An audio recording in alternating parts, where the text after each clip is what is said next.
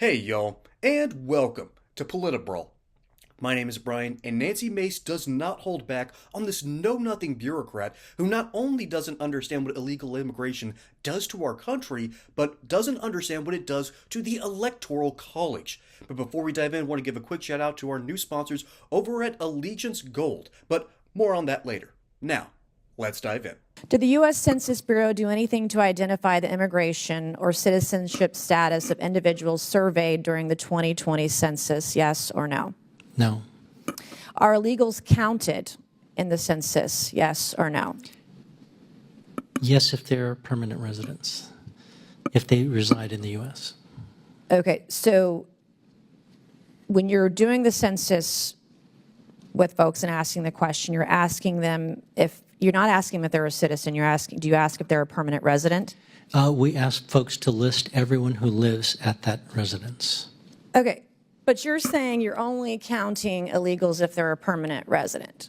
Well, if they live at that residence. It's the interpretation of the So instructions your definition of of the person. permanent residence is that they live at a place in the U.S., at a U.S. address. Yes, I believe I misspoke because there's a legal Oh, you definition to definitely permanent. misspoke. Yeah, to permanent Okay. resident. It's someone who usually lives at that address. So I'm going to ask the question again. Are illegal aliens, criminal illegal aliens, the people that break the law coming into our country when they enter in the door illegally, are they counted in the U.S. Census, yes or no? Yes. Thank you. All right. Are there political implications for congressional apportionment and the Electoral College when we're counting non-citizens, when we're counting illegals, criminal illegal aliens in the census, yes or no? I'm sorry, I missed the first part of the question. Are there political implications for congressional apportionment and the Electoral College when you are counting criminal illegal aliens in the U.S. Census? I do not know. Oh, you absolutely know. Because apportionment is based on what? Is it based on what? Population? Yes. Population based on counts in the what? U.S. Census? Correct. All right. You're the director of the U.S. Census Bureau, correct? Correct. Why is this so difficult for you to answer honestly?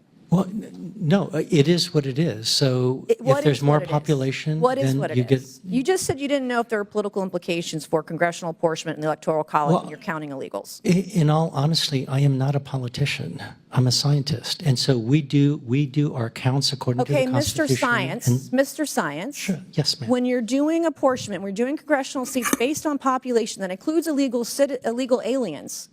Does that have a political impact in campaigns when you're drawing those lines and having people vote in those elections? They are counted in apportionment. Yes. Okay.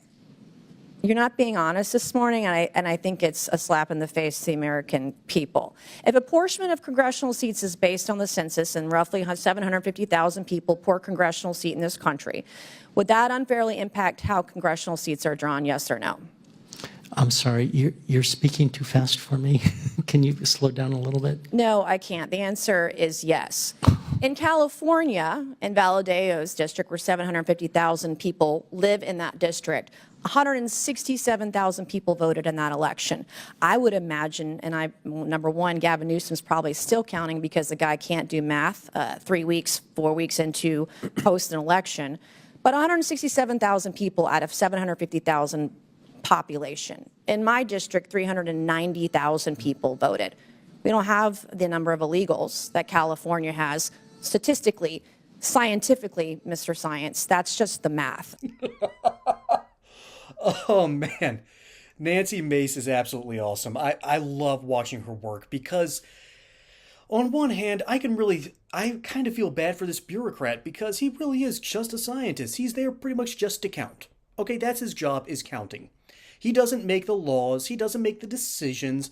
All he can do is just say, this is what we've counted. These are the rules and procedures that we've had. I don't make the rules. That's the problem of Congress. And so Nancy Mace, although she's kind of throwing him under the bus, is pointing out a major flaw in our system. And that is, when it comes to counting the Electoral College, and that's how we appropriate out representatives to all the states. And basically, once our once our population had reached a certain critical mass along with the size of our Capitol building, we kind of realized that it was a better idea to just sort of cap the number of representatives and instead of you just keep expanding until, there's no room left in the Capitol building. And considering that DC is limited in size, that's probably the smart idea, but it does mean that when it comes to congressional apportionments and the proportions for each state, things can get a little squirrely. And for some reason, starting in the 1970s, we started counting illegal migrants as part of the census data. Hey, y'all, we trusted stocks. We trusted traditional investments. For years, they seemed like the answer, until they weren't. Crashes, volatility, sleepless nights. We've all felt how fragile the system really is. Now, the world is shifting faster than ever.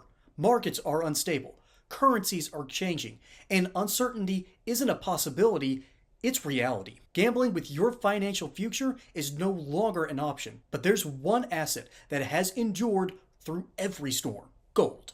Immune to inflation, untouched by politics, and resilient through economic chaos, gold offers what paper assets simply can't: security, peace of mind, and true stability. Picture this. Years from now, you're looking back on the choices you made today. Will you feel the pride of knowing you acted to protect your loved ones and secure your legacy? The truth is, hesitation comes with a cost. Paid in sleepless nights, missed opportunities, and dreams unfulfilled. Don't let that be your story. Act now, because waiting isn't just risky, it's irreversible. Smart investors don't wait, they act. Don't trust a broken system to fix itself. Take control. Call Allegiance Gold today at 844-790-9191 and discover how simple it is to protect your wealth. Or you can visit protectwithbrawl.com and start the process.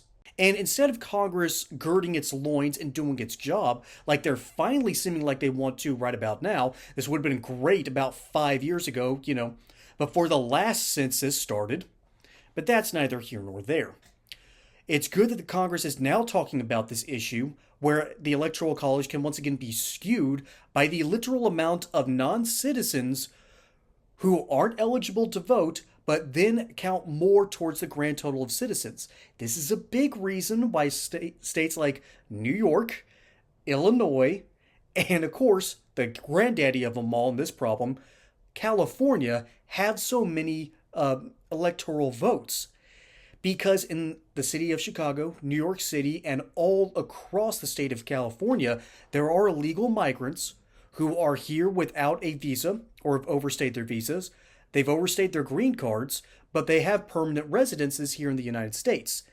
And while on one hand, it's good to talk about the solution of major fines and then finding the companies that keep hiring these people and then reappropriating them for new visas and new cards with a future pathway to citizenship, it's time to start thinking in terms of, do we start punishing states for refusing to clean up this problem? Now, I think that's going a bit too far, but it does punish the states that I do think deserve it, like, California, Illinois, and New York. And it's a shame if you live in rural Illinois, rural California, or upstate New York, because you have to deal with a bunch of garbage. Okay? You have to deal with a bunch of garbage policies that don't help you, and instead, the Democrats, their long game plan has long been to basically pump their cities full of illegal migrants, overwhelm the system, and that way they can scream out to Uncle Sam and say, hey, Daddy Big Government, can you give us more money to deal with these problems? That way they can get out of debt, which they created for themselves, ironically, also back around 1970, when people started leaving the cities in droves for the suburbs. And so, Nancy Mace is calling out this major problem, and it's something that we need to talk about as a country, but there's a whole party, there's a whole political apparatus, there is an entire media landscape that refuses to talk about this because rich white liberals don't want to admit that they've allowed this problem to fester. Now, I'm not saying illegal migrants are festering in our country. No, that's not what I'm saying. I'm saying that the Democrats inside the cities, that are inside their nice little gated communities, where they have zoned out all the riffraff and can live in their nice little ivory towers, don't have to deal with the consequences of the people they keep electing. Okay, that's the problem here. Nancy Mace is calling out this problem, although not from that perspective, but on the perspective that the bureaucrats aren't sounding the alarms, because the bureaucrats don't care. They get their paycheck to do what Congress tells them to do, and Nancy Mace is trying to remind everyone that, hey, reform's got to start somewhere, and telling the bureaucrats that, hey, we're going to start reforming some things. You better start being prepared, and we'd appreciate it if you were a part of the process, because if not, well, we might find someone to replace you. And that would be exactly their prerogative as handlers of, the actual budget. And so when Congress is warning the bureaucrats, get with the program or get out of the way, they really need to take note. And that's really what Nancy Mace is ultimately saying here. That the illegal immigration problem is ruining our electoral college and its integrity, and all at the expense of smaller Republican states, all to benefit Democrat blue states. Folks, my name is Brian. Hope you enjoyed that segment here on PolitiBrawl. Don't forget to like and subscribe. Catch you on the next one. Until then, y'all have a good one.